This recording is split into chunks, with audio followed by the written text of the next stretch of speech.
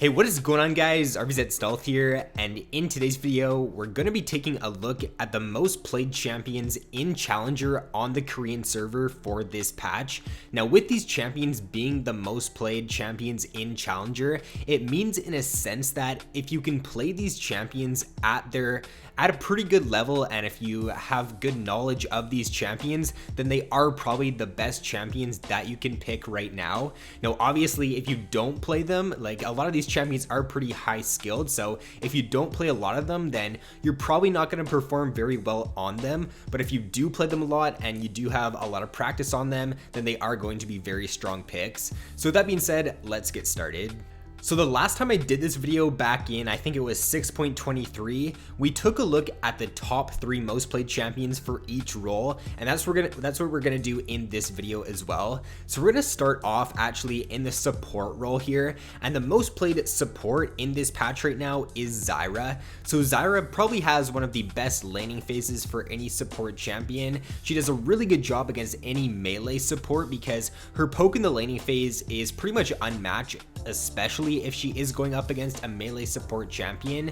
She's just so hard to deal with, and pairing her up with a strong like meta AD carry right now like Jhin or Varus just makes the laning phase super strong, and I think that she's just a really good all-in just aggressive support, and she's a really good support to carry with in solo queue.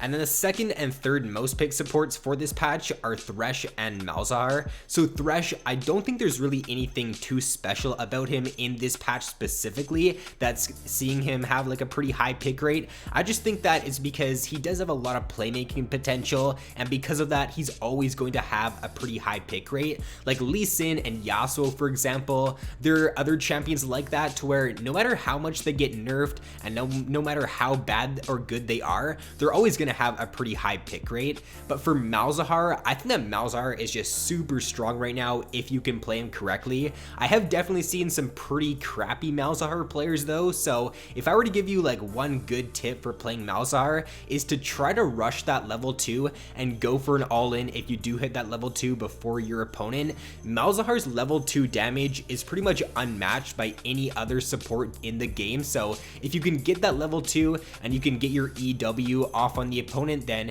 you're probably gonna have a really good lane advantage from that point on.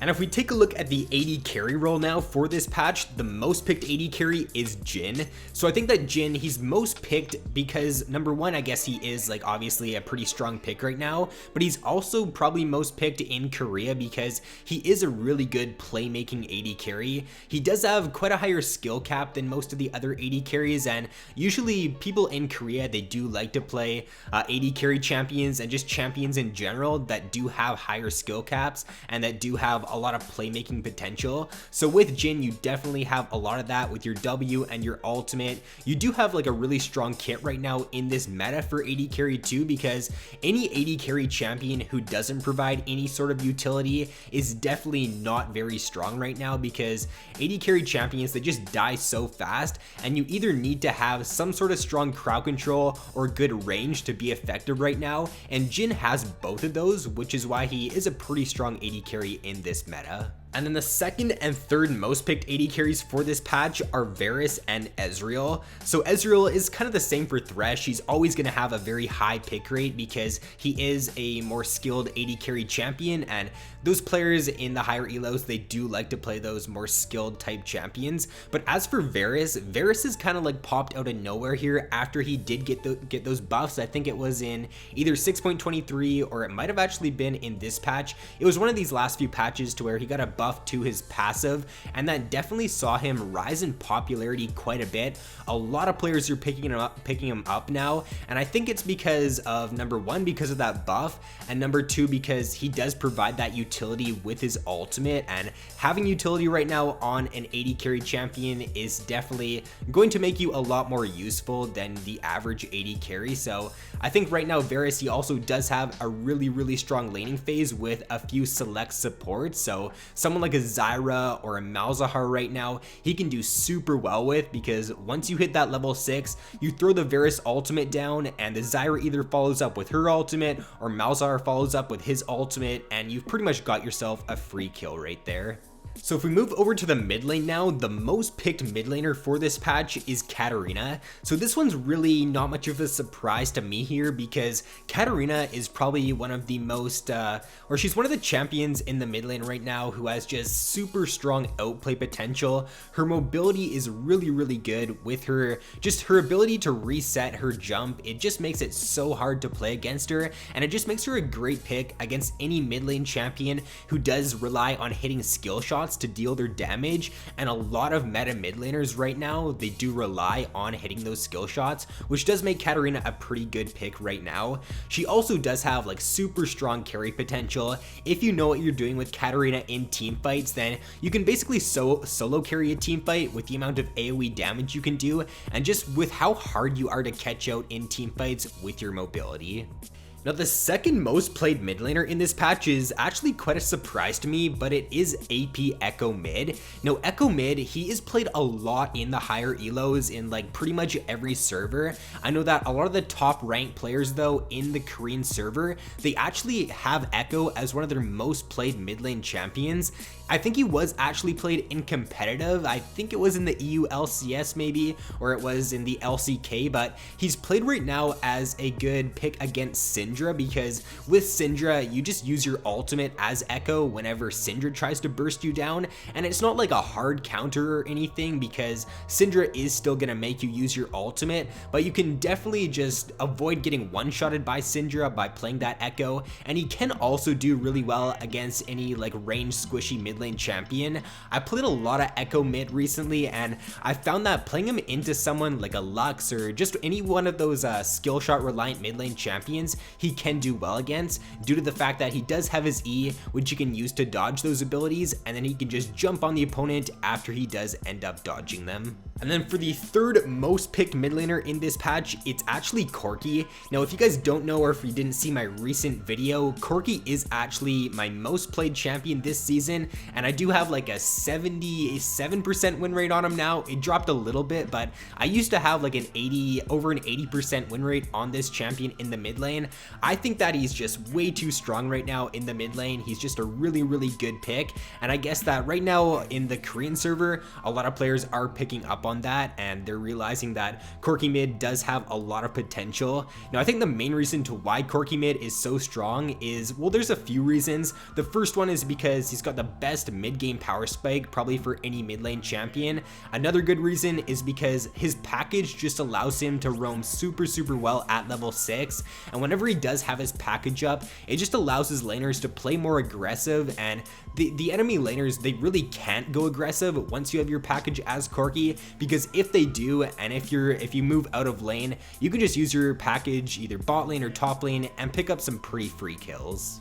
If we move over to the jungle now, the most picked junglers for this patch are really no surprise, so I'm not going to go too much into detail about them, but they're Lee Sin, Kha'Zix, and Elise. So the main reason to why these champions do see a higher pick rate once you move up in the ranks is because all three of these champions do have very strong early games, and the early game is much more important once you do get up there in the higher elos, because if you can get a snowball going and you're in Challenger, then it's going to be very likely that your laners are going to know how to deal with that lead, and they're going to be able to snowball off of that lead if you do end up like getting your top laner first blood, or if you do get your bot lane first blood. Whereas in the lower elos, even if you do gank your top laner or your mid laner multiple times, then they're still probably going to die 1v1 because they don't really have the best knowledge of matchups and stuff like that. So I think that if you're a good player of one of these three champions, you can do well like at any elo,